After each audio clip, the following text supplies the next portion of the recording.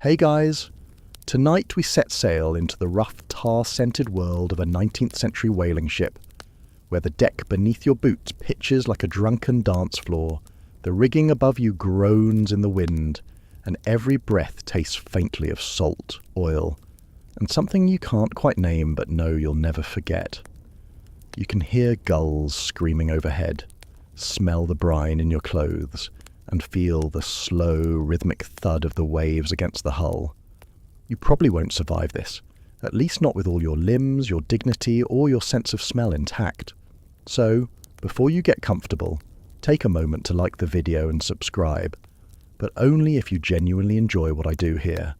And if you're listening somewhere far from the sea, drop your location and local time in the comments. I always love seeing where my little nighttime crew is tuning in from. Now, dim the lights, maybe turn on a fan for that soft background hum, and let's ease into tonight's journey together. Your first step is onto a gangplank slick with yesterday's rain and fish guts. The wooden planks beneath your boots have been worn smooth by decades of sailors with better sea legs than you. As you take in the sight of the ship, tall masts cutting into a grey sky, you realise it isn't so much a vessel as it is a floating factory.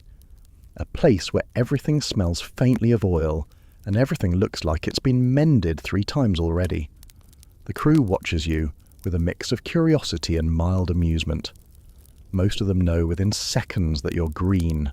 They can tell by the way you hesitate before stepping aboard, by the way your eyes keep darting toward the harbour as though plotting escape. The captain doesn't bother with pleasantries. His face is weather-creased like an old chart, and his voice has the tone of someone who's had to yell over storms more often than talk across a dinner table. You're quickly hustled into a whirl of activity, ropes being coiled, barrels being rolled aboard, the sharp metallic clink of tools as carpenters hammer in last-minute repairs. The ship isn't built for comfort, it's built for the brutal efficiency of the hunt, and while the main deck might seem expansive now, it will soon become your crowded, chaotic workplace. A salty breeze tugs at your collar as you look toward the harbour's mouth. Beyond lies the open ocean, a flat grey expanse today, but the crew tells you with almost gleeful menace that it can turn from calm to chaos faster than you can say, "man overboard." Historians still argue whether the average whaling voyage was more dangerous from storms or from the hunt itself, but standing here, feeling the ship strain against her moorings, you suspect the answer might be yes to both. You notice the masts are not just bare poles, they're latticed with a web of rigging so complex it looks like it might have been designed by a particularly angry spider. Somewhere up there, men will be stationed for hours scanning the horizon for the faint plume of a whale's breath. You'll get your turn too, though probably not until you've proved you can climb without clinging like a cat in a bathtub.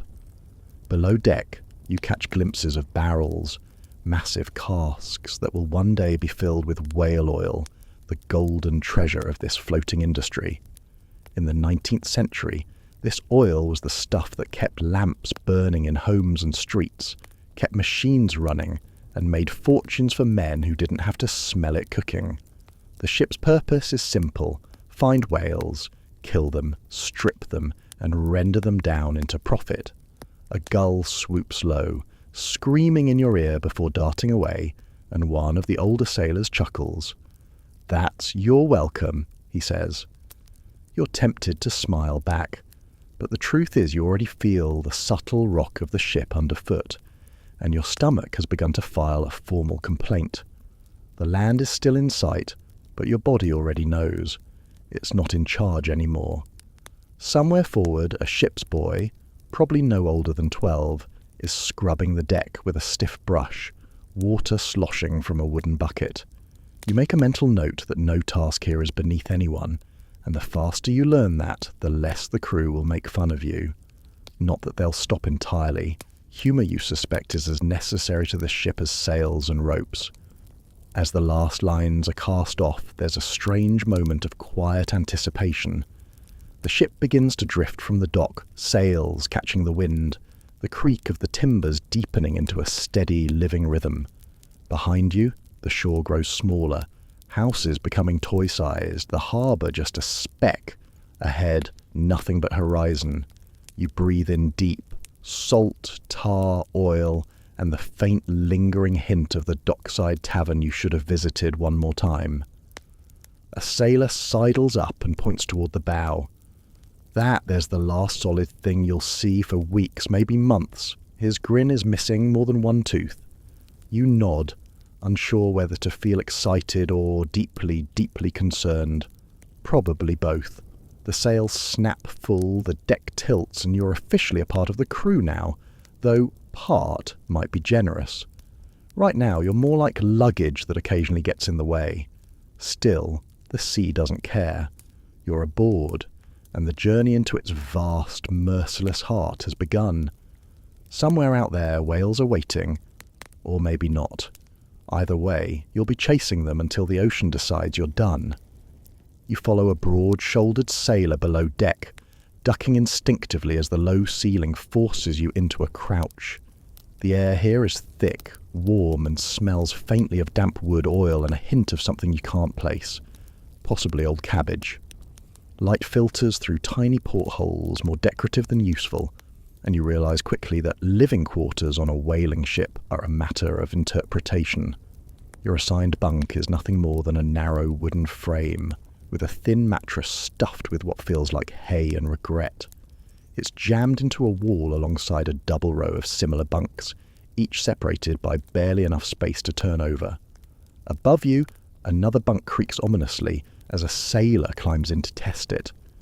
You half expect to hear it collapse in the night and deposit him directly onto you. Privacy doesn't exist here. You're surrounded by men you've just met, all of them varying shades of weather-worn, with beards that look like they were grown for warmth rather than style. One man is already snoring loudly, though the ship has barely left the harbour. Another is oiling a knife, humming a tune that might be cheerful in a less ominous context. A lantern swings gently from the ceiling, casting shadows that sway with the motion of the ship. The space feels alive, though not in a cosy way, more like you've stepped into the inside of a moving animal. You try to imagine sleeping here while the sea rages outside, timbers groaning, and your shipmates shouting in the dark. Historians still argue whether cramped quarters or poor food was the greater test of endurance for whalers, but you suspect these bunks will make the food seem like the least of your worries. At the far end of the cabin, a pair of hammocks sway lazily. They belong to the more seasoned crew, men who know how to sleep with the ship's rhythm instead of against it. One of them gestures toward your bunk and smirks. Don't roll over too far, or you'll find out what the floor tastes like. You offer a polite smile, making a mental note to sleep like you're wrapped in duct tape. Every surface here has been used, patched, and repurposed. The wooden beams above your head are carved with initials, dates, and little crude drawings, messages from past voyages. Some are cheerful. Billy, 1842, still alive. Others less so. Tom, lost overboard, 1839. You run your fingers over the grooves, feeling a connection to those who came before you. It's a small comfort, knowing they endured the same smells, the same noise, the same claustrophobic air. You notice a small shelf by your bunk where you can stash your personal belongings. The problem is, you don't have many. Just a change of clothes, a worn journal, and a tiny tin of ointment you were told might help with everything from cracked hands to sea rash. You doubt it will save you from either. Your nearest bunkmate is a wiry man named Josiah, with eyes that dart like he's constantly cataloguing his surroundings for trouble. He tells you, without prompting, that he's been on 4 voyages and has come back from each one mostly intact. You decide not to ask what parts were lost. Instead, you listen as he rattles off advice. Always check your boots for rats, never take the last piece of hardtack, and don't, under any circumstances, challenge the cook to a drinking contest. Overhead, you can hear the muffled thump of boots on the deck and the distant sound of gulls growing fainter. The world outside is already slipping away. Down here, time will be measured in meals, work shifts, and the occasional muffled shout when someone drops something heavy. There's a small table in the centre of the space surrounded by mismatched stools. It's where the crew eats, plays cards and tells stories. Loud, raucous stories about storms survived, whales lost and ports visited. Some are probably true. Others are almost certainly embellished. One man, missing 3 fingers, insists he once wrestled a giant squid barehanded. No one calls him a liar, possibly because of the knife at his belt. The air grows warmer the longer you stay. A faint drip echoes from somewhere unseen, and you realize the walls are sweating, condensation gathering on the wood, dripping slowly into small puddles. The smell here isn't terrible yet, but you can already tell it will ripen with time as weeks of unwashed bodies and damp clothes settle in. Josiah leans toward you conspiratorially and points to a hatch in the corner. That leads to the hold. That's where the barrels and supplies are, and maybe the rats. He grins. You'll hear them at night, chewing. You laugh nervously, hoping it's a joke. It's not. One curious thing catches your attention. A tiny, faded scrap of cloth nailed to the wall near your bunk. It's embroidered with a small whale and the words, "Bless this voyage." It looks handmade, probably by someone's wife or mother. No one claims it, but no one takes it down either. Maybe it's superstition, or maybe it's just one of those unspoken shipboard rules. Leave the lucky charm alone. The motion of the ship is more noticeable here. You sway with it, your stomach giving the occasional uneasy lurch. A crew member across from you laughs softly. Don't fight it. Let the ship carry you. Fight it and you'll be sick in less than an hour. You take the advice to heart, trying to match your breathing to the slow rise and fall of the floor. By now, you've begun to accept that comfort is a thing you left on the dock. Your bunk will never be spacious. Your air will never be fresh, and your shipmates will always be at least 3 feet too close. But as the ship pushes further from shore, the thought creeps in. You're all in this together, and if you can learn to live like this, maybe, just maybe, you'll make it through the days ahead. You're not sure if you've actually fallen asleep or just drifted in and out of a restless half-doze when it happens. The sudden, sharp clang of a bell. It slices through the dim, stuffy cabin like a blade, followed by the bellow of a voice above deck shouting orders you don't yet understand. You jolt upright, crack your head against the low beam above your bunk, and immediately question all your life choices that led to this moment. It's still dark. Not early morning dark. This is the kind of black that makes you wonder if the sun has decided to take the day off. The air in the quarters feels heavier, colder. You scramble into your clothes while Josiah, somehow already dressed, just smirks at you. "That's the morning bell," he says, as though you couldn't have guessed. "Means get topside before the mate comes looking." The deck hits you with an icy slap of wind the moment you climb the ladder. Your eyes water instantly, and you blink against the gusts that whip your hair into a wet tangle. The sky above is still littered with stars, though the eastern horizon holds the faintest smear of grey. This is not the gentle start to a day you might have imagined. It's more of a boot camp wake-up call, except the drill sergeant is the ocean. The crew moves quickly, each man falling into the rhythm of his assigned task. Ropes are hauled, sails adjusted, and buckets of seawater tossed across the deck to wash away the previous day's grime. You're handed a stiff-bristled brush and pointed toward a section of planks that looks perfectly fine to you, but apparently needs holy stoning. This is the centuries-old practice of scrubbing the deck on your knees, and it's called that, some say, because it leaves you praying for it to end. Historians still argue whether the name came from sailors using soft stones scavenged from churches, or from the pious posture the job forces on you. Either way, you're down there in the cold, fingers numb, shoulders aching, and knees already threatening mutiny. Your brush skitters uselessly across the frozen salt crust, until Josiah demonstrates the technique. Short, steady strokes, putting your back into it. Like you're polishing the floor of a place you actually like, he says. You're not sure you've ever liked a floor enough to do this for hours, but you try anyway. After a while, the movement becomes almost hypnotic. Scrub, rinse, scrub, rinse. The smell of the briny water mixes with tar and wood, sharp enough to sting your nose.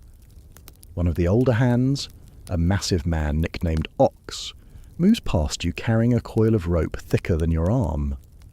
Without slowing, he tosses a comment over his shoulder. Best get used to mornings like this. Sometimes they ring that bell just to see who's slow to crawl out of bed. You hope he's joking. You're not convinced he is. Somewhere aft, the cook's tiny galley is already busy. A faint smell of boiling coffee drifts your way, bitter and oddly metallic.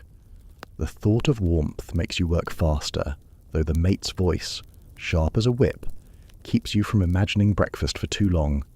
He prowls the deck like a hawk, calling out instructions and barking corrections, his coat snapping in the wind. If you slow down, he notices. If you make a mistake, he notices faster.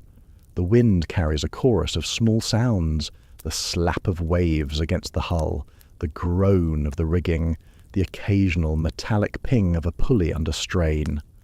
Somewhere above, the lookout shifts in the crow's nest, silhouetted against the paling sky. You imagine the view from up there, a cold, endless sweep of water in every direction. You'll get your turn soon enough, but for now, the deck is your world. Half an hour into the chore, your hands are stiff and your back protests with every bend, but you keep going. There's no room here for taking 5, unless you want to find yourself volunteered for something even worse. Josiah tells you about one sailor last voyage who was caught leaning on his brush. The mate sent him up the mast to scrape barnacles off the rigging. You don't even question how barnacles got up there. You just scrub harder. The sun finally peaks above the horizon, weak and pale. It doesn't bring much warmth, but it does paint the water in gold and silver streaks, almost making you forget your aching knees. Almost. You take a moment to glance toward the wake trailing behind the ship, white foam curling into the deep blue, and realize how far from land you already are. The shore is gone, replaced by nothing but the rolling, endless sea. There's a strange satisfaction in finishing your section of deck, watching the wood go from grimy and dull to damp and clean. The mate gives a curt nod as he passes, which, you gather, is the closest you'll get to praise. You haul your bucket toward the rail and toss the dirty water overboard, watching it vanish into the churning wake. Josiah claps you on the shoulder. Not bad for your first morning. Now, do it again tomorrow, and the next day, and the day after that. You groan, but you're secretly a little proud that you've made it through without collapsing, or falling overboard. The bell rings again, this time with a different tone, and the crew starts drifting toward the galley hatch. You're not sure if it's for breakfast or another round of chores, but either way you're already moving. On this ship, hesitation is just an invitation for someone else to find you work. You duck into the galley, half expecting the warmth of a cosy kitchen, but the reality is less inviting. The space is cramped, walls and ceiling darkened with years of soot. The air is thick with steam, and the mingled smells of coffee, salted meat, and something faintly rancid. A small iron stove bolted to the floor radiates heat in fits and bursts, popping and hissing like it's in a bad mood. The cook, a wiry man with an apron that might once have been white, moves with quick, sharp motions, ladling liquid into tin mugs and tossing chunks of bread onto battered plates. He doesn't bother looking at you when he growls, "Grab your plate and move." You obey without question. On a whaling ship, the cook holds a strange kind of power. He controls your morale 3 times a day, and crossing him is a mistake you only make once. Your breakfast is a slab of hardtack, a biscuit that might also serve as an emergency hammer, and a cup of coffee so black it seems to absorb the lantern light. You tap the hardtack against the table and a small dusting of crumbs falls, along with a single unmistakable weevil. Josiah, across from you, notices your face and grins. "Adds protein," he says, biting into his own biscuit without hesitation. Historians still argue whether the average sailor actually minded the insects, or if it was just one more thing you learned not to think about. You dunk the hardtack into the coffee, hoping to soften it before your teeth protest. The result tastes like bitter rope water with a hint of barn dust, but it's marginally better than chewing the biscuit dry. The coffee is hot though, and that's something. You sip it slowly, trying to ignore the way the tin cup warms your already salt-chapped hands. Next comes a slice of salted pork, boiled to the consistency of wet leather. The cook slaps it onto your plate with the same care a blacksmith might toss scrap metal into a forge. The smell is intense, sharp, briny, with a faint undertone that suggests this piece of meat has been on quite a journey. You chew slowly, each bite a challenge. The table chatter is minimal this early, most of the crew focusing on getting food down before the next call to work. But a few conversations drift your way.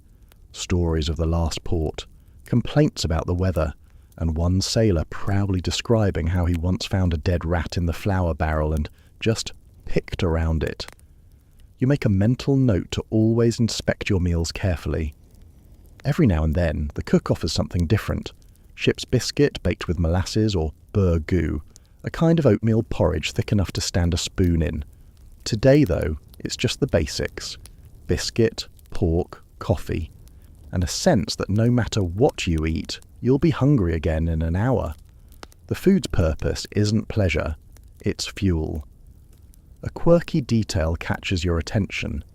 Nailed above the galley hatch is a small, dented tin plate with a faded blue whale painted on it. Josiah leans over and whispers, "That's the lucky plate. Supposed to make sure we never run out of provisions." You glance at the barrels stacked along the wall and decide you're fine with any superstition that keeps them full. Halfway through the meal, the ship rolls with a sudden swell, sending coffee sloshing over your hand. The crew barely notices, but you grab the edge of the table, muttering something about how eating should not feel like riding a carnival ride.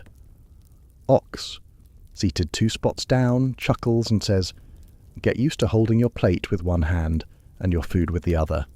If it's not the sea that takes it, it'll be the man next to you." The meal ends as abruptly as it began. The cook shouts something about clearing out, and everyone stacks their tinware in a dented basin by the stove. You follow suit, trying not to slip on the damp floor. Back in the open air, the cold hits your cheeks again, but at least the galley smell doesn't follow you out completely. As you work your way toward the foredeck, your stomach feels both heavy and unsatisfied, a paradox you suspect you'll get used to. You also start to understand why some sailors carry little pouches of dried fruit or nuts from home, rationing them like treasure for the darkest days at sea.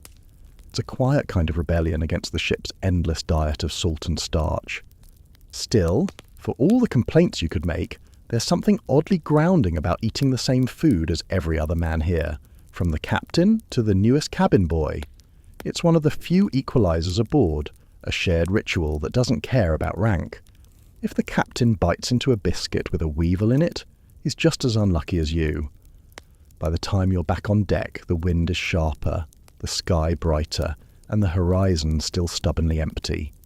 The day's work stretches ahead, fueled by a breakfast you'll never call good, but will learn to call enough. And on this ship, enough is about the best you can hope for. The shout comes from high above, a long, drawn-out "Thar she blows," and the entire mood of the ship changes in an instant.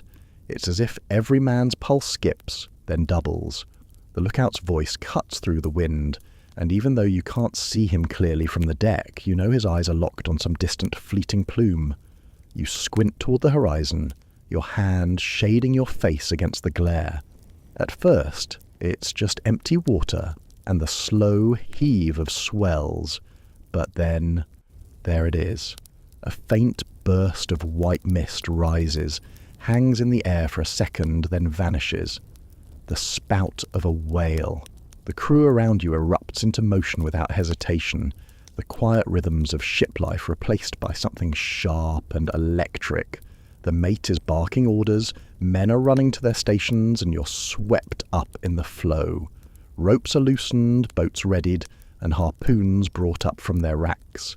The air is alive with the smell of fresh tar, wet wood, and the adrenaline of the hunt. You've heard about this moment, but living it is something else entirely. It's both thrilling and faintly terrifying.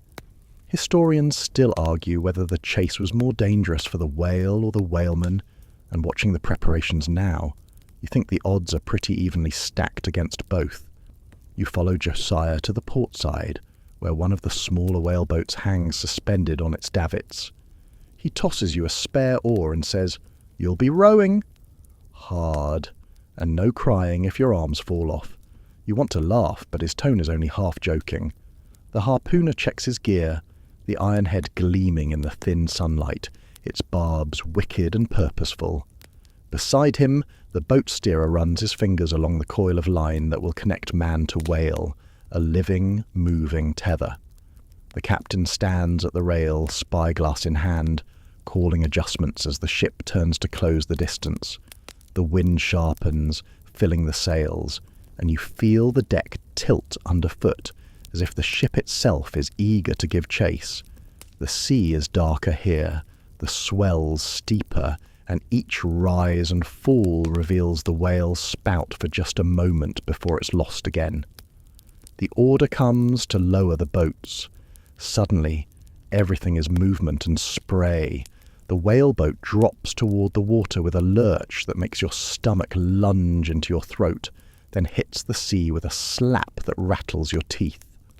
Water sprays your face, cold and briny, and you barely have time to grip your oar before the call comes. Row. You row because there's no choice. The boat leaps forward, the bow cutting through the chop. Your shoulders burn, your hands slip on the wet wood, and every muscle protests, but the urgency and the shouts around you leaves no room for hesitation. The harpooner at the bow stands ready, eyes fixed ahead, while the boat steerer keeps the line coiled at his feet, careful not to let it tangle. The whale surfaces again, this time closer. You catch a glimpse of its dark, glistening back as it arcs out of the water, barnacle scars catching the light. A low hiss of breath escapes its blowhole, loud enough to hear over the slap of oars. You feel a strange mix of awe and dread. You're chasing something massive, powerful, and utterly indifferent to you. A gust of wind carries the smell of the whale, strange, musky, not quite like anything you've encountered before. The men around you don't seem to notice. They're too focused on closing the gap. You steal a glance back toward the ship, now a distant shape against the horizon. Out here in the small boat, the ocean feels bigger, more alive, and infinitely more dangerous. One of the crew mutters a superstition about never speaking the whale's name aloud before the strike, claiming it brings bad luck. Another replies that bad luck is simply being born, and everyone laughs, the tension breaking for a moment. But the laughter dies as the whale dives, leaving only a patch of smooth water where it had been. The boat steerer calls for silence, scanning the swells. The whale could surface anywhere, and when it does, they'll have only seconds to react. You keep rowing, muscles screaming now, your breath coming in ragged bursts. You try to match the other's rhythm. Dip, pull, because losing sync means losing speed, and losing speed means losing the whale. Then just when you think your arms can't move another inch, it surfaces again, closer this time, the spray from its blow drifting over the bow. The harpooner shifts his weight, raising the iron. You can feel the boat's energy coil tight, every man braced for the moment of contact. The whale rolls, a great dark shape against the waves, and the harpooner's voice cuts the air. "Give way!" The boat surges forward, and you understand now why they call it the hunt. Every part of you is tuned to the chase, to the pull of oar and the promise of the strike. Whatever happens next will be fast, violent, and unforgettable. The world narrows to the space between the bow of your boat and the whale's massive rolling back. You can hear your own breath, fast and shallow, over the slap of the oars and the hiss of water parting at the prow. The harpooner stands perfectly balanced despite the rocking, the shaft of the weapon glinting dully in the grey light. Every muscle in his body looks coiled, ready to release. The whale surfaces again, just ahead, its barnacle-encrusted skin a patchwork of pale scars and rough ridges. Steam bursts from its blowhole with a force you can feel in your chest, and for a heartbeat you lock eyes, though you're not sure if it's truly looking at you or just through you. Either way, your pulse skips, and your oar stroke falters until Josiah hisses, "Keep rowing." The harpooner shifts his feet, finding the rhythm of the boat's rise and fall. Then, without warning, he lets the harpoon fly. The throw is quick, a practiced snap of his whole body, and the iron sinks into the whale's thick hide with a sound you feel more than hear. The whale's reaction is instant, a convulsive twist and a massive slap of its tail that sends a sheet of water over the boat, drenching you to the bone. The cold steals your breath, but you barely notice because everything is chaos now. The line at the bow hisses through the hands of the boat steerer, who lets it run but keeps it from tangling. The speed is incredible. The whale is towing you, its sheer power pulling the small boat forward like a toy. You grip the gunwale with one hand, your oar still clenched in the other, as the prow slaps hard against the waves. Spray stings your eyes and the roar of the water fills your ears. "Hold fast!" someone shouts, and you do, though you're not entirely sure to what. The line smokes slightly from the friction, a ghostly curl rising in the chill air. You can smell the faint tang of burned fibre mixed with salt, and you realize the whale isn't just trying to escape, it's fleeing in blind panic, and you're attached. In a surreal moment between lunges, you glance over the side and see the shadow of the whale moving beneath the surface. It's longer than the boat, by a lot, and every time it flexes, the water above it shivers.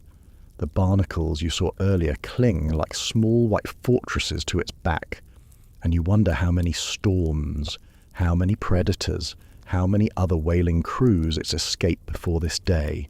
Historians still argue whether whales recognize the threat of humans across multiple encounters, but the way this one fights, you can't help but suspect it knows exactly what you are. You row again when ordered, trying to keep the boat aligned with the whale's movement. Every stroke feels like rowing against a tide that's stronger than you'll ever be. But the crew's rhythm holds, each man moving as if part of the same living machine. Josiah's jaw is set tight, his eyes fixed on the line, waiting for the moment the whale tires and the next phase begins. The harpooner readies another iron. Most whales don't stop after one strike. The idea is to weaken it, to keep it near the surface, to stop it from sounding too deep where the line might snap. You're caught between awe at the skill on display and a creeping unease at the violence of it all. You came here for the story, but this is the kind of story that writes itself in salt water and sweat. The whale dives suddenly, the line singing as it's pulled deep. The boat steerer yells for slack, and everyone leans back instinctively, giving the line room. The tension drops for a heartbeat, replaced by an eerie quiet. The ocean's surface now empty except for the ripples spreading from where the whale vanished. The only sound is the groaning creak of the wooden boat and the heavy breathing of men waiting for the next move. It comes fast. The whale breaches, erupting from the water in a great arc, its body twisting, sunlight flashing on the spray. For a moment, the whole world seems to hold its breath, and then it crashes back down with a force that makes your teeth rattle. Water surges into the boat, sloshing around your ankles, and someone bails frantically with a tin scoop. The harpooner throws again, the iron finding its mark just behind the blowhole. This time, the whale's run is slower, each movement more laboured. Still, its power is frightening. You're being pulled toward open water with nothing but determination and a few inches of planking between you and the deep. In the middle of it all, there's a strange, almost reverent silence among the crew. No one shouts now. They just work, eyes sharp, hands steady. This is what they came for, what the months at sea, the bad food, the cramped bunks, the cold mornings are all building toward. And whether you share their purpose or not, you're in it with them. Heart pounding, fingers numb, mind caught between fear and wonder. You realize, as the whale's spout appears again just off the bow, that you'll remember this moment for the rest of your life.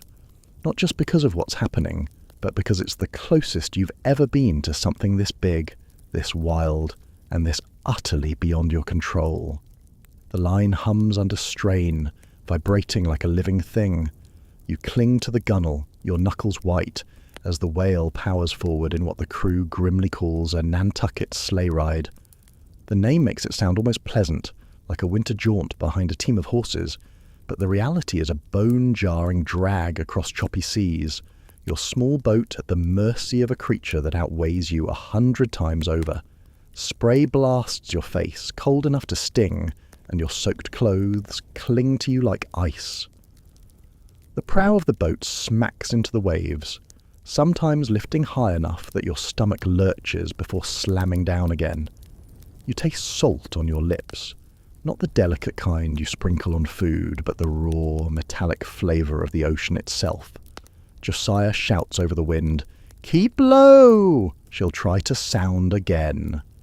Sure enough, the whale dives, dragging the bow downward at a steep angle. The boat steerer lets more line run, his gloved hands working fast to keep it from fouling. The rope is thick, but the speed with which it pays out makes it look almost weightless. Steam rises faintly from the friction.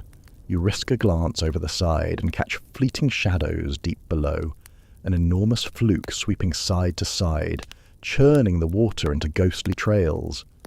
Historians still argue whether the so-called fight is a deliberate attack or simply the flailing panic of a trapped animal, but from where you're sitting, it feels personal. The harpooner, braced against the bow, readies a lance. Unlike the heavy harpoon, the lance is long, thin, and deadly sharp, meant for the final blows when the whale is close enough and weak enough. The sight of it sends a shiver down your spine, not because it's gruesome, but because you can sense the inevitability of what comes next. The whale surfaces again with a burst of spray, closer this time, the sound of its breath like a deep, guttural sigh.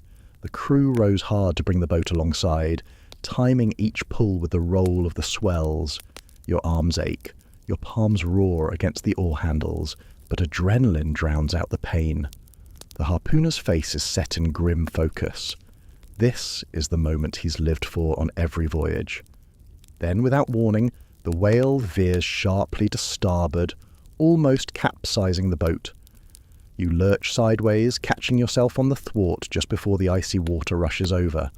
Someone behind you curses, another laughs. A sharp, almost hysterical sound that cuts through the tension. Sailors have a habit of finding humour in near disaster, as if mocking the danger somehow robs it of its teeth. The boat steerer hauls the line, hand over hand, drawing you closer. The whale's movements are slowing now, its runs shorter, dives shallower. But the danger hasn't passed. One slap of its tail could still smash the boat to kindling. You keep your eyes fixed on the line, on the rhythm of pull, coil, trying not to think about how far the ship is behind you.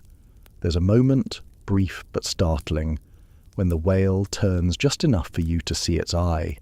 It's dark, unblinking, set in a face that has probably seen more years than you have. You can't read it. It could be fear, fury, or nothing at all. But the sight lodges in your chest in a way that no amount of salt wind can wash away. The harpooner lunges with the lance. The strike is quick, precise, and followed by a burst of froth as the whale rolls. The line goes slack for a heartbeat, then tightens again, as it surges forward in one last desperate run. The crew braces, letting it tow you until its strength falters. Finally, the speed drops. The whale slows, surfaces with a long, rattling exhale, and begins to list to one side.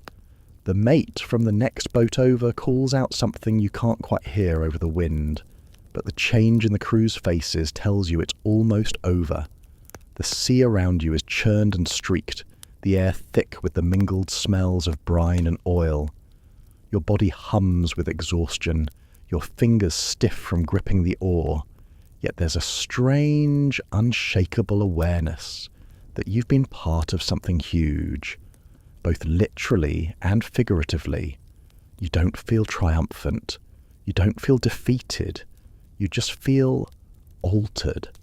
Somewhere deep inside, you realise this moment will follow you long after the voyage ends, and not just in the stories you tell.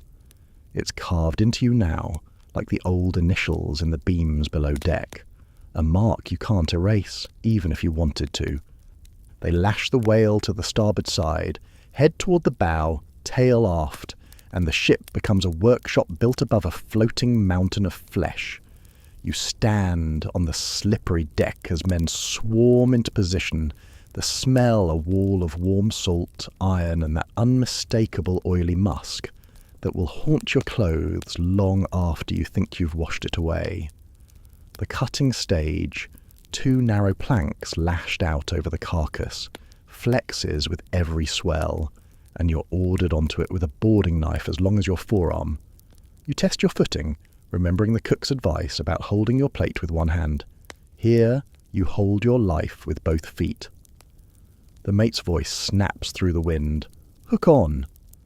The blubber hook, part anchor, part meat, hook the size of your face, bites into the whale's skin as the crew at the capstan begins to heave. The capstan's bars turn in a slow, grinding circle, men leaning like oxen while the line creaks up through the sheaves. The first strip of blubber peels free in a thick, gleaming ribbon, and you finally understand why they call it blanket pieces. It's like rolling up a highway made of bacon, if bacon were a foot thick, slick as soap, and had stared at you 2 hours ago. You slice and stamp, keeping the edge moving while the capstan lifts the slab higher. The texture is shocking, firm yet jelly-slick, the skin resisting, the fat beneath giving way in shivers. The blanket piece rises like a spiral staircase around the carcass, turning as the ship's men chant to keep time. Someone cracks a joke about installing a banister and charging admission. You laugh because you need to, not because it's funny.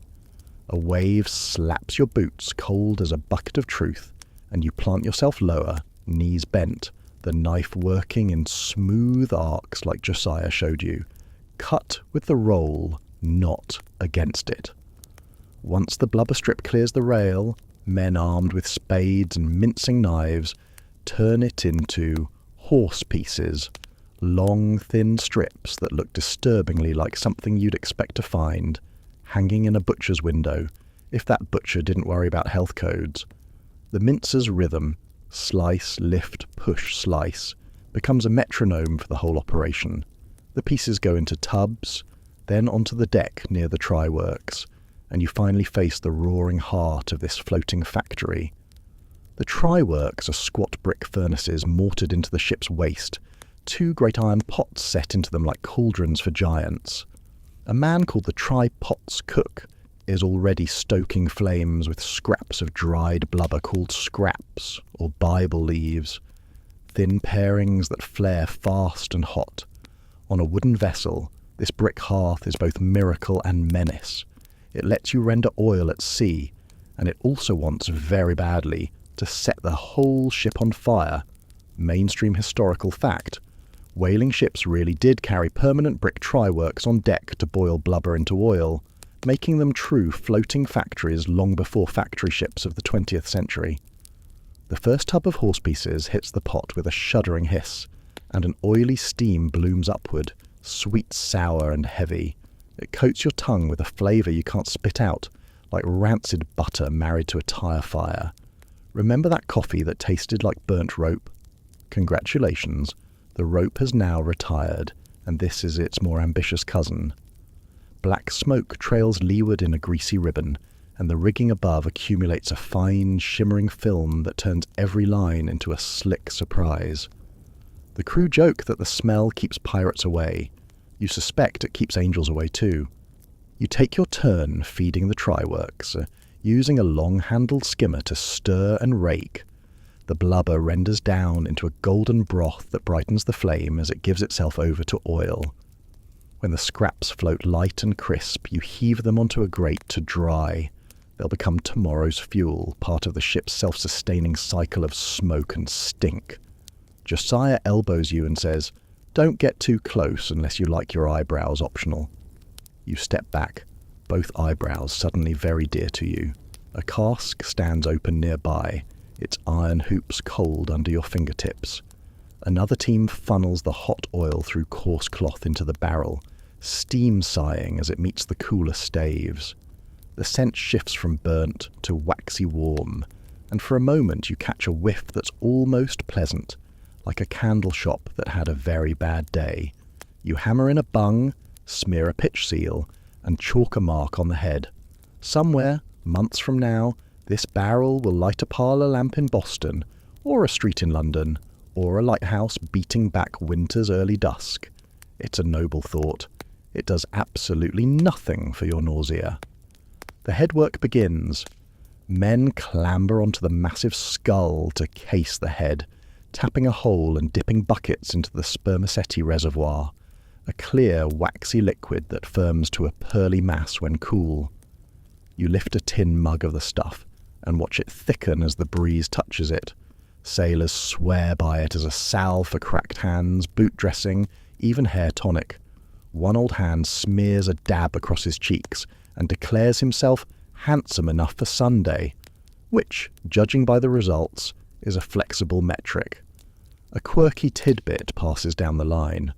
Some crews rubbed a little on the violin bow for smoother shanties. Whether it helped the music or just made the bow smell fancy is anyone's guess. You're sent back to the cutting stage for tonguing. Not as alarming as it sounds. Taking flesh from the mouth and jaw while the body slowly lightens and bobs higher. Gulls wheel and dive, bickering like tiny rude supervisors. Ox, always good for shipboard anthropology, mutters that a gull once stole his lunch right out of his hand. You point out that this proves the gulls have excellent taste, and he laughs so hard he nearly drops a spade. Joke one lands, and you cling to it like a talisman. As day folds into a smoky twilight, the try-works throb red, the pots burbling with a sound like soup from a nightmare. The deck is a skating rink of oil, sanded constantly to give your boots something to bite. A boy slips, windmills, and recovers. You throw him a nice footwork and he grins, adding a theatrical bow that earns a chorus of mock applause. Humour is ballast. Without it, the smell alone might tip you over. Between loads, you catch a cool breath by the rail and stare at the carcass. Smaller now, picked clean in great spirals, the anatomy learning itself into your hands. Historians still argue whether crews commonly kept the try-works blazing under full sail to maximise time, or whether most captains preferred to heave to for safety. Watching flame shudder under gusts that slam the canvas above, you vote for, "Please, let's stop the ship," though no one asked. The mincer sings back into motion, his knife whispering through fat. He insists the blade likes to run warm, and to prove it, he holds the flat near a pot for a second before slicing again. The cut goes easier, and you make a mental note right after you make a mental note never to do that without witnesses. A second joke arrives when Josiah pulls a weevil from a biscuit and solemnly offers it to the try-pots as a sacrifice for even rendering. The fire ignores the gesture and keeps belching smoke. Even weevils have standards. Casks multiply along the gangway, chocked and wedged, each one a heavy promise of pay, though you've heard enough grumbling to know the lay system means most of that promise leans toward the captain and owners. You wipe your hands on a rag that simply moves the oil around and wonder how long it will take for the smell to become the new normal. Answer, apparently today. You catch yourself saying, "It's not so bad," and Josiah eyes you like you've been possessed by the spirit of a candle. Joke 3 sneaks out when you add, "Probably great for the sinuses," and he replies, "If by great you mean they'll never forgive you." Night deepens. The try-works paint everything in molten oranges and infernal reds. Sparks drift into the darkness like fireflies that made questionable life choices. The pot's finally quiet as the last horse pieces thin and sigh into oil. Someone passes a tin of slush, the purest skim from the rendering, and the cook pockets it like treasure.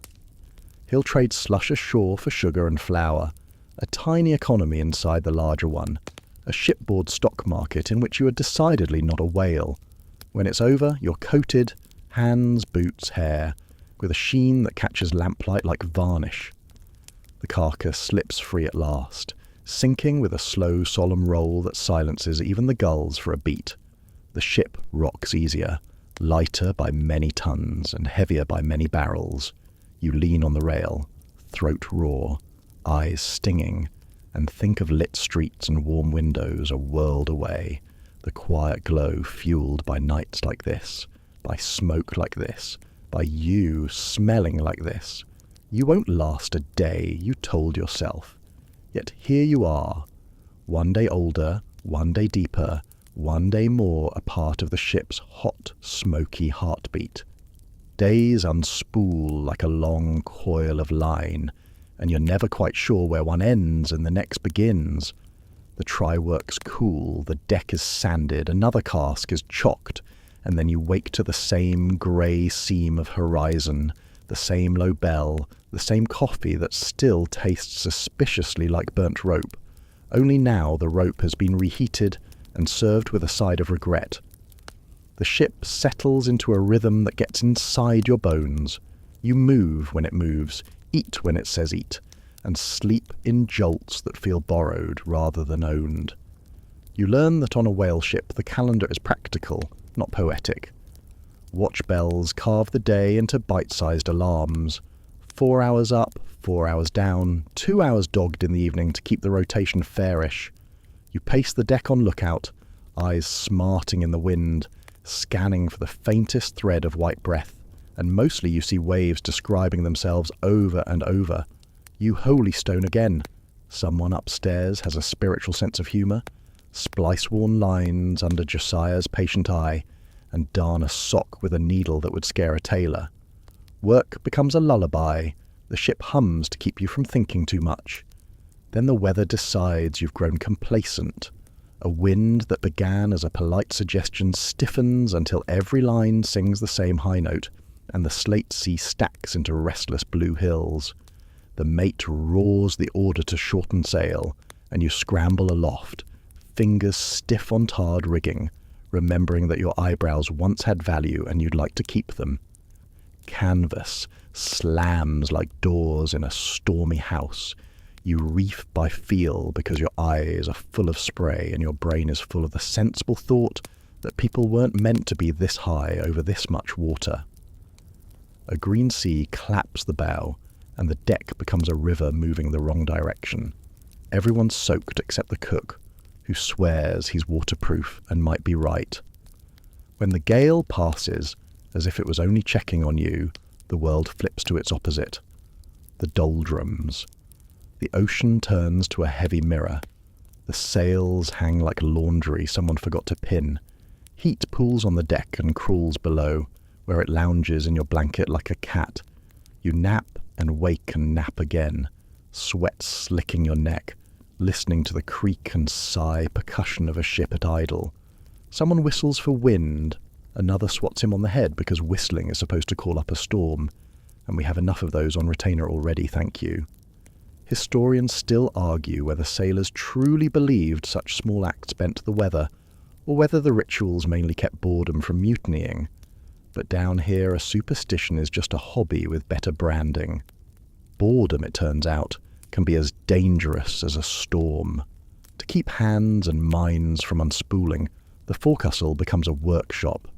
Scrimshaw appears everywhere, teeth and bones smoothed to ivory glow, etched with whaling scenes, clipper ships, mermaids with very optimistic hair, and delicate borders like lace. You try your hand at a pan-bone busk, a long, thin strip for a sweetheart's corset back home, carving a tiny spray of roses and, because you can't help yourself, a very heroic figure who may or may not be you but definitely has better posture. Mainstream fact. Whalemen widely practice scrimshaw during idle hours, turning whalebone and tooth into decorated tools and keepsakes that still sit in museums and attics. Josiah points at your busk and says, "Put a whale on it, or they won't believe it's yours." You add the whale. You also add a weevil, for honesty. Nights are for gam when you're lucky. 2 ships hove to in easy weather. Captains swapping news through speaking trumpets while the crews trade tobacco. Stories and newspapers so old the headlines feel like fossils. A sailor can hold a wrinkled sheet from New Bedford and taste home in the ink. You hear rumours of the Japan grounds producing fat barrels, and a tall tale about a white whale that understands English and hates sarcasm. Historians still argue whether gossip like this actually shaped captains' roots or merely inflated sailors' hopes, but charts have a way of bending toward the most compelling stories. Religion lives quietly aboard, in pocket testaments and murmured Sunday readings.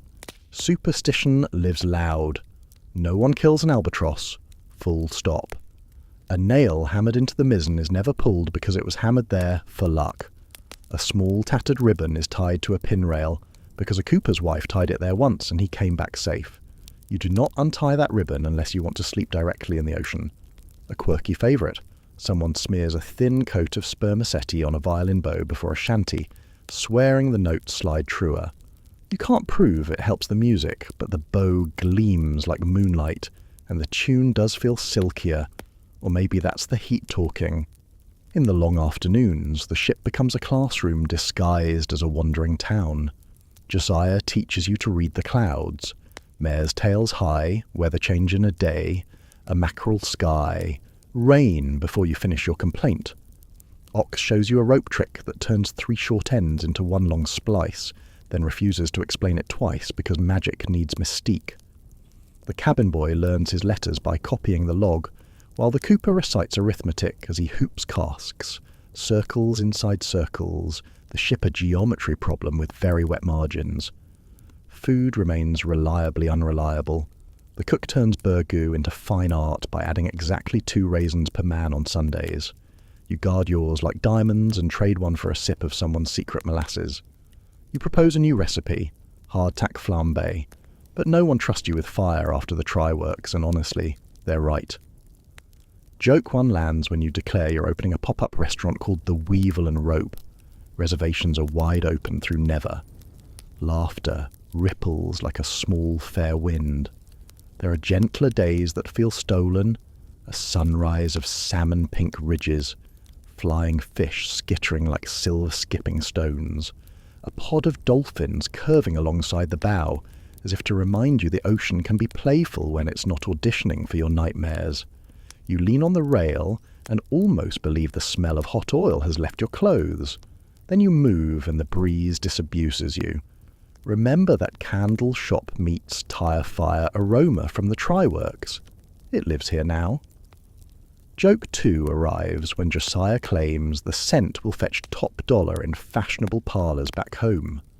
We'll call it Eau de Sleigh Ride, and you say. Notes of terror and bacon. He bows. Bottled courage. Discipline never sleeps, even on dreamy water. The mate keeps the log taut, drilling tacks and sheets, calling sail drill until you can furl a topsail in your sleep, which you probably do, judging by the way you wake with rope burns and a knot in your beard. A man caught shirking holy stoning learns that idle hands are assigned to rat patrol. He returns with a heroic tale, and a bite mark, he insists, is from a very small shark. Historians still argue whether the forecastle's rough justice prevented real punishments or simply postponed them, but the threat of irons hangs like a dull star over any foolishness that crosses from comic to costly. On a glassy night, the sea glows with bioluminescence, each ripple a script of cold fire. The bow writes cursive in blue-green cursive no school could teach. You trail your fingers and watch sparkles drip from your hand, like a magician's trick you don't want explained. For a minute, the ship is a lantern carried carefully by a giant. You breathe easier, longer. Joke 3 tiptoes in, When Ox tells the cabin boy that the glow is spilled moon soup, and the boy says he prefers his with 2 raisins, the crew laugh soft, the kind of laugh that doesn't wake the sea. Voyages stretch, months to years is normal in this trade, whole seasons stitched together by storms and calms and the steady multiplication of barrels. Mainstream fact. 19th century Pacific whaling cruises often ran 2 to 4 years, circling from Atlantic ports around Cape Horn to distant grounds and back. You start measuring time by scars on your knuckles, by the weight of your sea chest when you move it, by how well your scrimshaw knife fits your hand.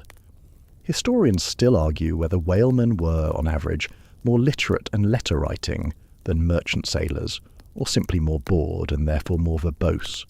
Given the stack of dog-eared pages in Josiah's ditty bag, you vote for both.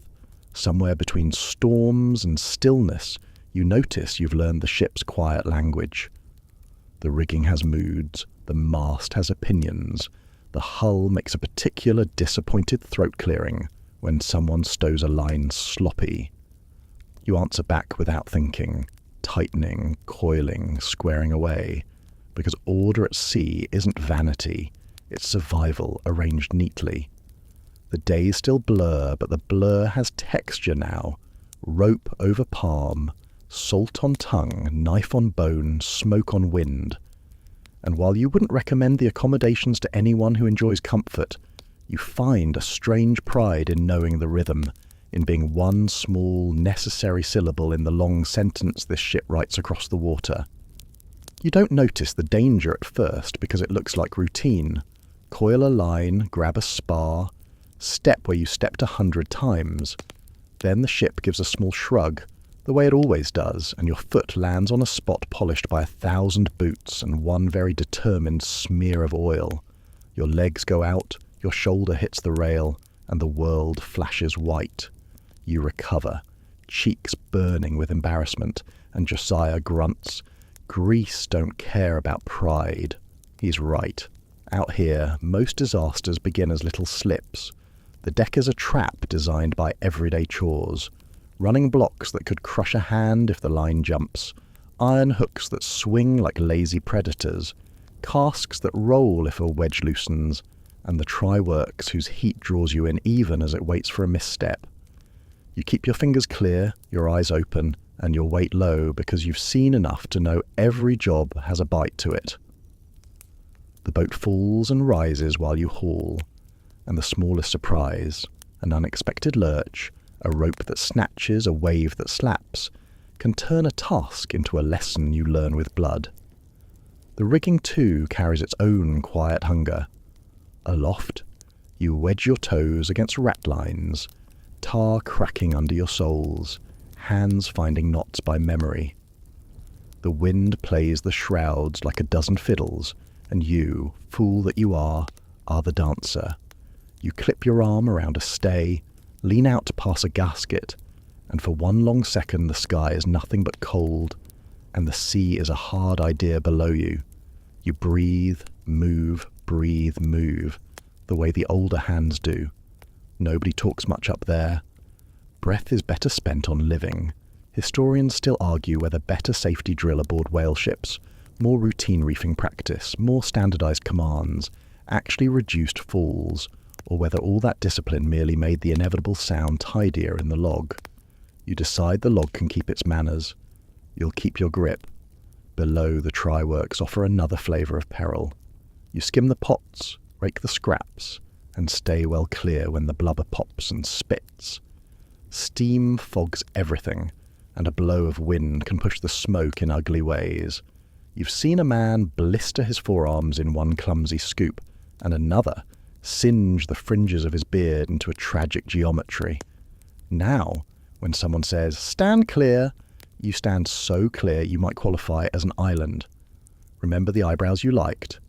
Guard them like the slush barrel on payday. Joke one slides out when you tell Ox you're considering a new fashion. Charcoal chic, the scorched look. He says it brings out your eyes.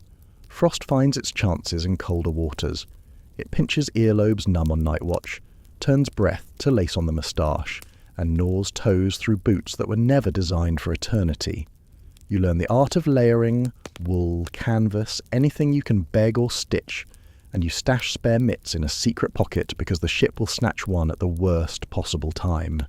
Fingers become strangers. You salute with a mitten. On the cutting stage in a sleety wind, you feel the knife handle go slick with half-frozen fat, and the plank flex under your boots while the sea debates whether you're interesting. You plant wide and think about hot bricks and home. Then there's sickness, the slow enemy. The cough that won't quit, the fever that climbs in the night, the sore that refuses to close because salt finds it again and again. The sea chest doubles as an apothecary, laudanum for pain, Epsom salts for anything vaguely mysterious, vinegar for everything else. The ship's medicine chest is better than nothing and worse than you'd like. The mate knows enough to bleed a man, for balance, and to set a splint, and you thank whatever saints are on duty that he prefers splints to bleeding. Mainstream fact: by the early 19th century, British naval practice had made citrus routine to ward off scurvy, but long American whaling cruises, month between fresh ports, still saw cases when vegetables ran out, and you've seen a man's gums swell like overripe fruit to prove it. Limes, if any, become holy artifacts. A potato, spotted in the galley, draws a crowd like a celebrity. For every sensible remedy there's a colourful one. Someone swears by a poultice of stale tea on rope burns. Someone else rubs a smear of spermaceti on cracked knuckles. Glamour by way of a whale's head, claiming it makes the skin remember. One old Cape Verdean hand touches a charm at his neck, muttering a phrase he never translates, and he never turns a wrench without it. A quirky favourite, a violinist keeps a pinch of soot in his pocket to dab on a blister. Keeps the fiddle honest, he says. And if the logic leaks, the confidence doesn't. You file away the lesson. Belief is medicine too, especially when the doctor is a week of hard weather away. Teeth go bad fast. Sugar is rare, but hardtack and salt cure don't treat gums kindly. A man with a raging toothache will volunteer for any job that distracts. Extraction is simple and horrible. Sit, grip, breathe, pliers, done. The tooth sometimes comes, sometimes it argues. When it's over, the patient sips hot coffee and calls it victory, and everyone pretends not to notice the tremble in his hands. Historians still argue whether sailors' general health was better on whalers than on crowded naval ships. More fresh air, less scurvy-wary captains, fewer epidemics, or worse because of the sheer length of voyages. Watching a fever run through the forecastle, you vote for health is a weather pattern, shifting, tricky, never guaranteed. Injuries love the small window between caution and habit. A boat is being lowered. Someone's hand lingers at the davit. Knuckles meet iron and lose. A line pays out too fast. A coil leaps and wraps an ankle. A man goes over the rail before anyone says his name. You learn to sing under your breath when you handle line. Clear, clear, clear. Like a charm against surprise. And you never, ever stand in a bite, because a live rope turns innocent shapes into vicious ones. When accidents do happen, the crew turns precise. A man with a crushed finger is whisked to the half-deck, hand thrown into cold brine to numb, then wrapped in clean rag and pinned like a small flag against his chest. The ship slows, just a touch, to settle the roll, and work redistributes in a pattern you would think rehearsed, because it is. You're impressed by the competence, sobered by the necessity. Joke 2 arrives late that night, when the patient asks if he'll still be handsome. Josiah says, "More so. Less to wash." Laughter earns him a weak punch with the good hand. You keep an eye out for the slow unravellings, the fellow who stops talking, who sits too long at the rail, who fusses with a frayed cuff like it holds a secret. The ocean can take you fast, but it can also take you by inches. So you share a scrap of molasses, a better blanket spot, a story with a gentler ending. You invite him to help with your scrimshaw busk, to carve a border of rope work that's neater than yours. He brightens just enough, People, like rigging, need tension. Too little, and they flap. Too much, and they snap. Some nights the captain reads a psalm by lamplight, the words catching in the smoky air. He doesn't preach, just reads, and the ship listens the way a ship does, half attention, half sleep, all gratitude. Your own stitched finger throbs in time with the hull's groan, and you consider how fragile a person is against notion that never notices. Then a dolphin blows near the bow, and someone laughs, and for a moment the scales balance. By month's end, you have your catalogue, a burn that looks like the map of a tiny archipelago, a scar shaped suspiciously like a gull, a thumb that clicks when it's cold, and a pocket full of remedies real and imagined. You're no safer than you were. You're only more fluent in risk. Joke 3 taps you on the shoulder when you declare yourself 80% waterproof and 20% coffee. An ox tells you not to brag. Coffee has a better attitude. You grin anyway. You're still here. The ship breathes, the sea waits, and tomorrow's hazards will look as ever exactly like regular work. It starts small, the way cracks do. Hairline, almost pretty in the right light. A soured word at the capstan.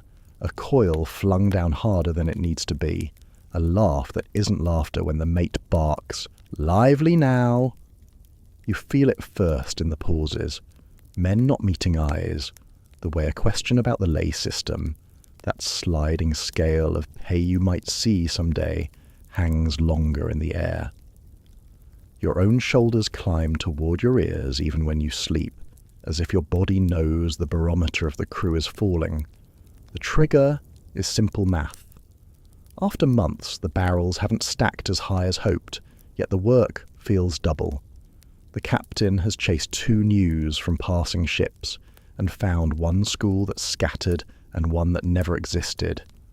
Fuel and food run light, spirits run lighter, and the cook's Sunday largesse of exactly 2 raisins per man becomes 1 raisin and a look that says, "Don't." When a cask's hoop loosens and the oil weeps out across the deck like money crying, the mate blames the cooper in front of everyone.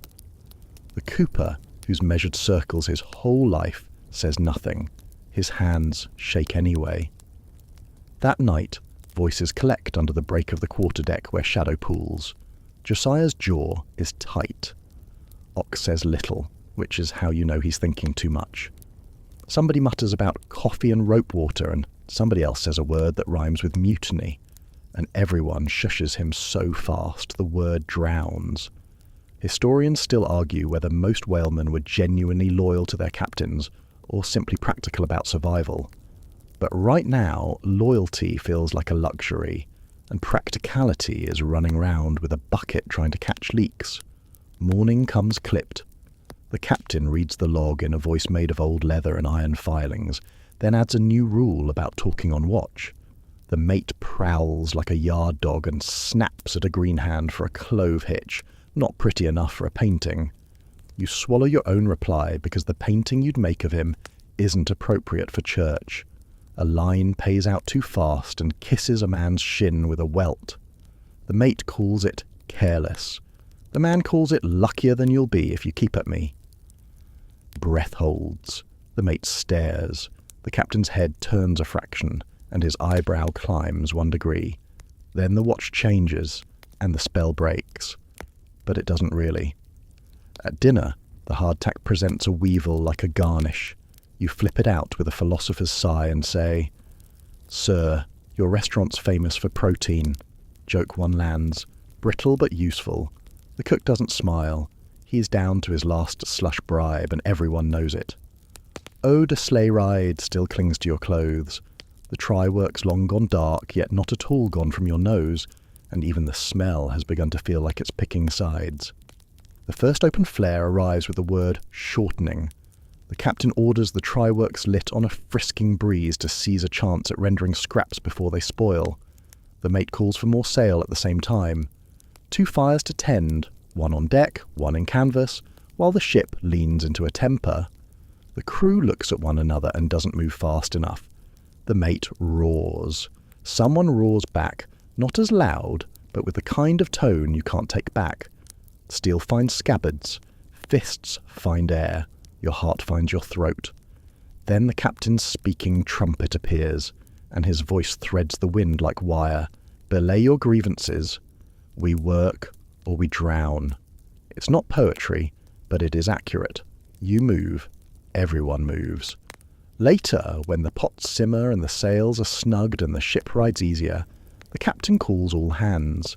He opens the battered packet of articles of agreement, familiar parchment that laid out the voyage at the start, those lines about your lay, your duties, your obedience. He reads them with the weight of law and history, and you remember, mainstream fact, that whalemen signed such articles before sailing, accepting payment in shares rather than wages, a system that made patience a virtue and resentment a hobby. The captain's eyes lift from the page. You signed, he says, not unkind. I am bound by it as much as you. The mate's frown says he'd prefer supplementary penalties, perhaps measured in ounces of misery. The captain tucks the packet away and adds, quieter. We find oil together, or we don't find home. But home feels far when the lay shrinks in the imagination. A storm cracks two staves. A gam brings bad news. A ship lost after Cape Horn with her cask still mostly air. Someone idly carves a skull into a whalebone busk and adds a wreath of roses around it. You recognize the hand, your own, and decide you'll sand it smooth later when the air tastes less like thunder. The whispers sharpen into plans. Not murder and mayhem. This isn't a penny novel, but a stand. Refuse to lower for whales until the mate stops docking. Grog for imagined slights. Refuse to light the try-works in a risky breeze. Refuse to be flogged for clumsiness. A debate lives here. Flogging in American whaling was not officially sanctioned like in navies, and historians still argue how common the illegal cat was aboard merchantmen. You've heard enough stories to suspect rarity is not the same as absence. The older hands counsel caution. Mutiny is a word with chains inside it. Desertion is the quieter cousin, and ports like Honolulu and Tahiti have a way of swallowing up men who decide their lays look better ashore. Quirky tidbit, to signal frustration without naming it, crews sometimes hold a mock forecastle court, complete with a tin pan gavel and a judge's cap made from a turned-out sock. Tonight the court bangs its pan and issues no verdict. Even the sock knows better. The match strikes on a day of glass water and glass tempers. A pod is sighted. Boats are ordered down. The oarsmen hesitate. Not much, just enough that the oarlocks notice. The mate's face climbs a ladder of red. He calls you by the wrong name and the wrong lineage, and you answer with the right one and a stare you borrowed from the whale. Around you, backs stiffen. The harpooner lowers his iron a fraction. Every sound on the ship grows loud. Flag luff, block creak, your own pulse counting career options. The captain steps forward, not fast, not slow. He doesn't shout. He looks at the boats, the crew, the flat sea. He says, if you'll not lower, say so. I'll log it. I'll carry you home in irons if I must, and I'll do it within the articles. Or... Here he glances at the mate without moving his head. We can alter the watch bill, and the grog is restored, and the try-works are never lit on a freshening wind again. Choose. The ship holds its breath. Even the gulls lean in. You feel the seesaw under your feet. Principal on one end, irons on the other. Josiah clears his throat. We'll lower, he says. Under those articles, just read anew. Ox adds, and without him... A nod at the mate. Take in 2 shares of my patience. A ripple of agreement moves like a little wind. The mate opens his mouth. The captain closes it with a look that could reef a topsail. Altered, the captain says. Logged. He turns to you. Mind your stroke. The boats go down. Oars bite. The whale that day gets away clean as if the ocean shakes its head and says, not while you lot are sorting yourselves. Back aboard, the mate disappears into the chart room long enough to discover the inside of his temper. He re-emerges with edges sanded. He still snaps. That's what mates do. But now he snaps at real things. Sloppy coils, lazy knots, rather than at the air around your ears. A new ritual arrives. On Sundays, after psalm and raisins, the captain invites grievances spoken like civilized creatures. You learn slowly to say, "Sir, the water breaker leaks," and to hear, "See it mended," instead of "See my fist." Stronger storms still come. So do calmer days when dolphins draw arabesques at the bow and the smell of the ship feels less like a sentence and more like a familiar friend with bad cologne. The lay is still a gamble. The ocean is still the house. But the crew breathes easier because the scale has shifted a hair, because the articles live not just in a packet but in practice. Joke 2 lands when the captain announces the return of the full grog, and you tell Josiah you'll toast with "Ode a sleigh ride, vintage Thursday." He answers that Thursday pairs beautifully with despair. You clink tin cups anyway. You're not naive. You keep an eye on the weather of men the way you watch the horizon for squalls. When a green hand starts collecting grievances like seashells, you trade him one of your better scrimshaw needles and ask for help finishing the border on that busk. You know, the one you sanded smooth. "Put roses back," you say, and a whale with a better opinion of us. He smiles despite himself.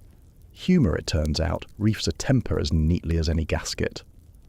Weeks later, a gam brings a story of the Globe mutiny from years past, told with the usual drift of detail and horror. You listen, and you feel your ribs tighten at what a ship can become when anger runs the deck.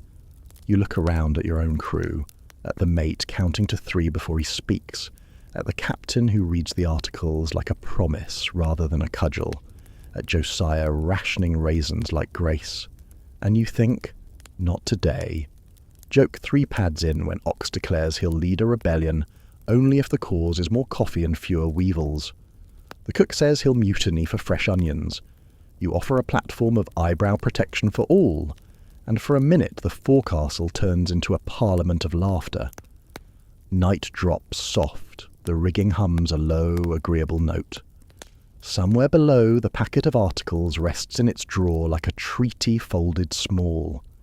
You lie in your coffin-sized bunk, the ship breathing around you, and wonder at the miracle of a crowd of stubborn hearts agreeing to pull in the same direction, mostly most days.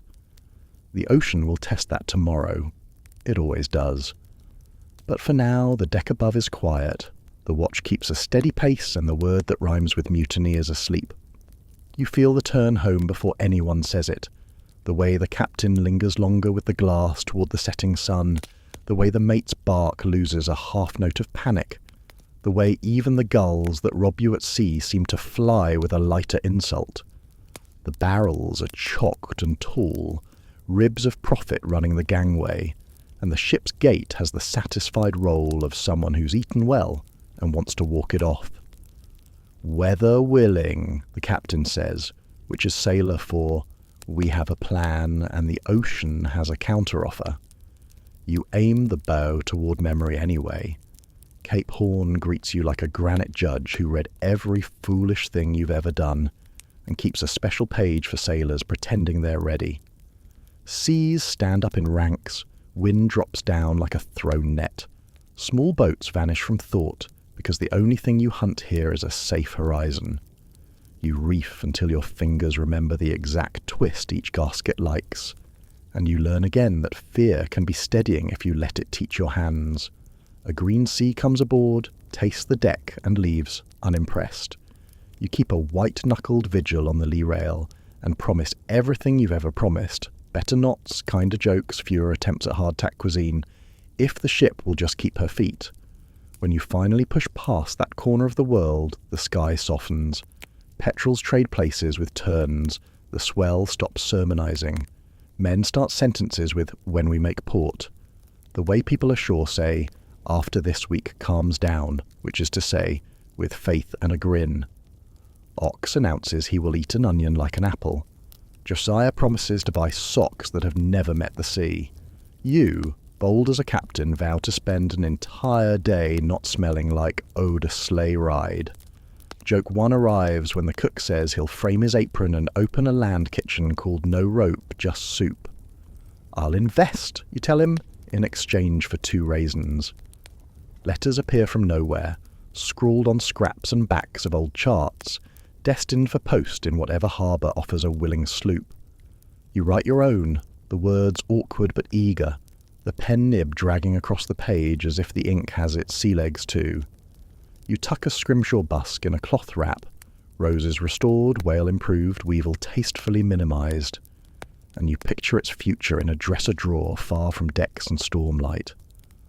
A quirky tidbit circulates that some sweethearts use those busks as secret diaries, names and dates carved along the edge like a spine.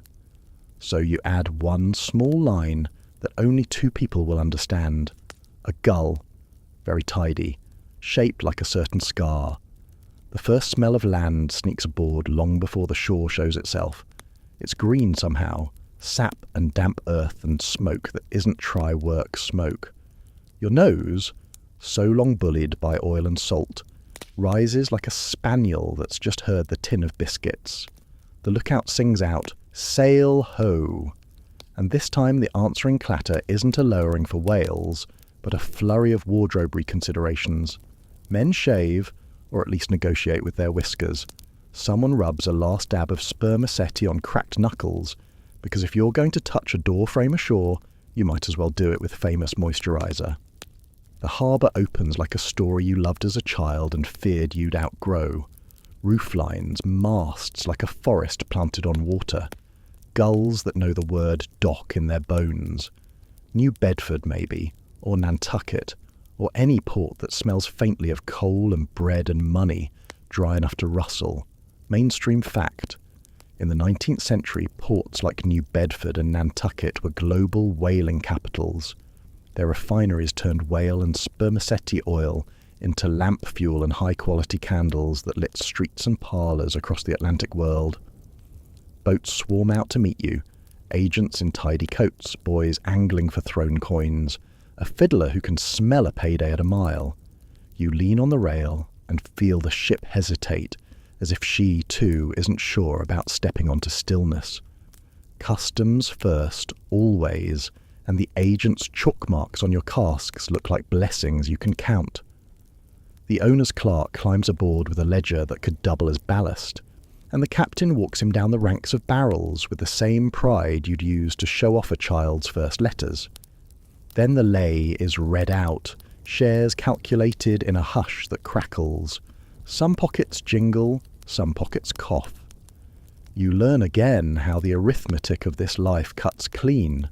Historians still argue whether the industry's later decline owed more to the 1859 Pennsylvania oil strike that made kerosene cheap, to overfished grounds that turned the Pacific into a wider desert, or to the Civil War shredding insurance and crews. But standing here, coins sweating in your palm, you think decline is always a chorus with too many verses. Ashore is a carnival of ordinary miracles. Milk that doesn't arrive in a tin, a bed that doesn't rock unless you ask politely, windows, curtains, a clock that chimes instead of a bell that scolds.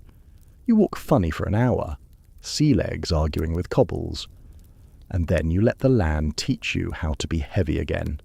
A barber trims your beard into something less migratory. He refuses to venture near your eyebrows without a signed waiver. In a tavern, someone tells a loud tale about a white whale that speaks Portuguese and collects harpoons like pins. You lift your mug and toast the vast probability that he's exaggerating. Joke 2 lands when you order anything that never met a barrel, and the tavern keeper brings you an apple pie so fragrant you nearly salute it.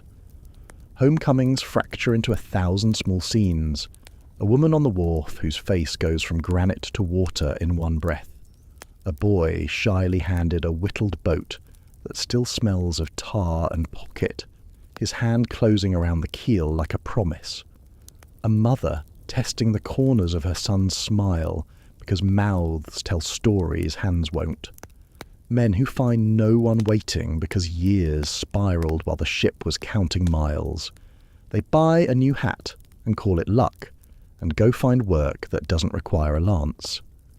You stand with your parcel, busk wrapped neat, letter in your coat, and discover your throat is auditioning for new sounds. The town turns your ship into civic gloss. A church bell notes your safe arrival. An agent's hand counts the profit. Children touch the hull and grin when their fingers come away shiny with old oil. The words, greasy luck, float from step to step, the way whaling towns bless and tease at once. You sign your name in a shore ledger with fingers that still smell like rope, and your hand shakes a little because the table doesn't move, and that feels absurdly unsafe. You buy socks, as prophesied. You buy an orange, peel it slow, and nearly weep at the sun trapped inside. And then, when the official steps are done and the first rush of being heavy again fades, you walk down a street that remembers you in a way the ocean never will. You pass windows where lamps glow soft and indifferent, and you think, yes, that flame. That's what we chased through storms and calm, that small domestic star. You slip the parcel into another hand, roses wail a very tidy gull, and the busk is turned over with a fingertip reverence that makes every blister worth narrating. Joke 3 glides in when you promise that from now on you'll only smell like soap and heroic decisions. The answer, we'll allow the soap, is merciful. That night, in a bed with corners and the quiet tick of a clock near your ear, the ship still moves under your ribs. You close your eyes and the mast hums its old low note, and the articles rustle in some imaginary drawer, and a white line of wake writes itself under your breath. You won't last a day on a 19th century whaling ship, you once told yourself, and yet you lasted many, and they lasted you back, and now the tide inside you knows 2 languages, sea and shore. Tomorrow the town will ask for stories, and you'll give them carefully, sanding off the edges that cut and polishing the bits that shine, because truth, like blubber, renders slow and hot and bright. For tonight, you let the ocean be a sound outside the window, and the lamp be a quiet star you earned. The room is gentle now, small and yours, a square of lamplight folding softly across boards that no longer lean or argue. You breathe in longer, let the air settle behind your ribs, and with each exhale, you leave a little of the wind outside, the rigging hum far away, the smoke of the try-works reduced to a faint memory that no longer stains your clothes. Words drift apart like gulls finding warm air. Sentences lengthen, slow, and begin to float. You set the heavy pieces down, one by one. The capstan's chant loosens. The cutting stage unties itself. The line you watch so carefully coils on its own into a neat waiting circle. The sleigh ride fades into a smooth lane of silver water, and the bow writes only quiet in the dark. You remember the busk with its roses, the little gull that became a private joke, and it becomes a small token on the bedside, a promise that something made with patient hands can outlast loud weather. Across the harbour, a bell marks an hour you don't need to count. Under it, footsteps pass on cobble. Slow and certain, people who do not look for the horizon before they turn a corner.